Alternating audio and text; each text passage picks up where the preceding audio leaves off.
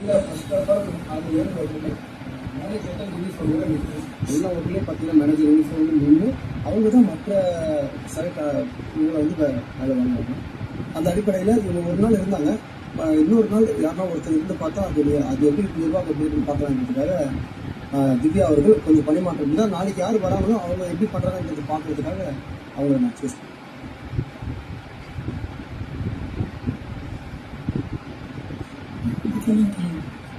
First reason என்னன்னா, இந்த வீட்டில் வந்து அமைதி காக்கணும், கெஸ்ட்டை டிஸ்டர்ப் பண்ணக்கூடாதுன்ற மாதிரி.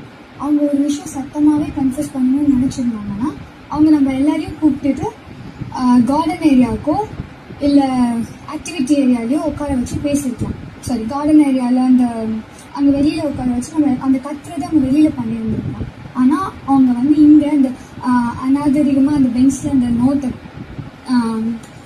ரூல் புக்கை வந்து இப்படி தட்டினது, ரொம்ப வாய்ஸ் ரைஸ் பண்ணி பேசினது, இப்போ வரைக்கும் எனக்கு தெரிஞ்ச ஹவுஸ்மேட்ஸ் ஓரளவுக்கு வந்து சைலண்டாக இருக்காங்க. இவங்க ரைஸ் பண்ணாதான் ஹவுஸ்மேட்ஸும் வாய்ஸை ரைஸ் பண்ணுறாங்க.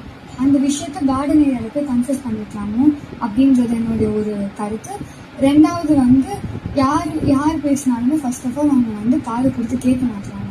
மூணாவது எனக்கு பாயிண்ட் என்னன்னா, கன்சிடர் பண்ணுற இப்போ காலையில் வந்து கெஸ்ட் சொன்ன மாதிரி தான் ஒரு டிபார்ட்மெண்ட்க்கு ஒரு பேர் இருக்காங்க. ஆனால் எல்லாத்துக்குமே இவங்க மட்டுமே போயிட்டு கெஸ்ட் கிட்ட பேசுகிற மாதிரி இருக்குது. ஸோ அவங்களோட ரோல்ஸ் வந்து பெருசாக ப்ளே பண்ண முடியாததுக்கு இவங்க ஒரு தடையாக இருக்கிறாங்கன்னு எனக்கு தோணுது. ஸோ மேனேஜர் மாறினா நல்லா இருக்குன்னு தோணுது. அசிஸ்டன்ட் மேனேஜர் அப்படியே அவங்களுடைய ஜாப் அவங்க பார்த்த வரைக்கும் ஷீ இஸ் டூயிங் குட் அப்படிங்கிற மாதிரி எனக்கு